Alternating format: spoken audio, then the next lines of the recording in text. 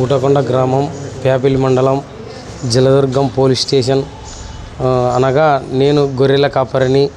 నేను గొర్రెలు మేపినానని ఒకతను కంప్లైంట్ ఇవ్వగా ఆ కంప్లైంట్ మీద స్టేషన్కి పిలిపించారు. పోవడంలోనే ఎస్ఐ గారు ముందు ఈ లంజా కొడుకుని లోపలే అనడం.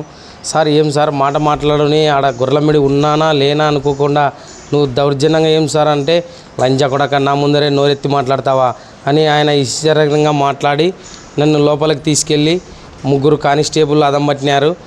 ఎస్ఐ గారు పైపు తీసుకొని, అది టవర్ పైపు, పచ్చ పైపు తీసుకొని కాళ్ళకి, పిర్రెలకి, చేతలకి ఇష్టాసారంగా కొట్టడం జరిగింది. తర్వాత ఏం సార్ అంటే కూడా నోరెత్తి మాట్లాడతావా లంజా కొడక, ఎట్లా మాట్లాడేది తెల్లా స్టేషన్ దగ్గరికి వచ్చిన తర్వాత అని నన్ను చాలా ఇబ్బందిగా పెట్టడం జరిగింది.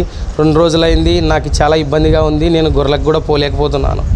చాలా అధ్వానంగా కొట్టినాడు సార్. గొర్రెలు మేసినాయి అంటున్నాడు, కానీ నేను ప్రజెంట్గా గొర్రెలకి పోయలేను. గొర్రెలు ఊటకొండ చెరువు కట్ట కింద 4 సెంట్లు 5 సెంట్లు గొర్రెలు మేసినాయి. అవి ఎవరు పోయేది తెలియదు.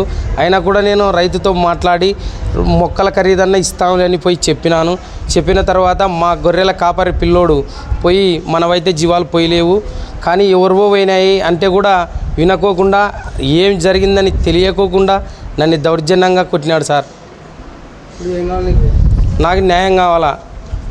ఎస్ఐ గారిని ట్రాన్స్ఫర్ అన్న చేయాలా, లేదంటే నాకు న్యాయం జరగాల. నా పేరు సురేష్, పొట్టిపాటి సురేష్, ఊటకొండ.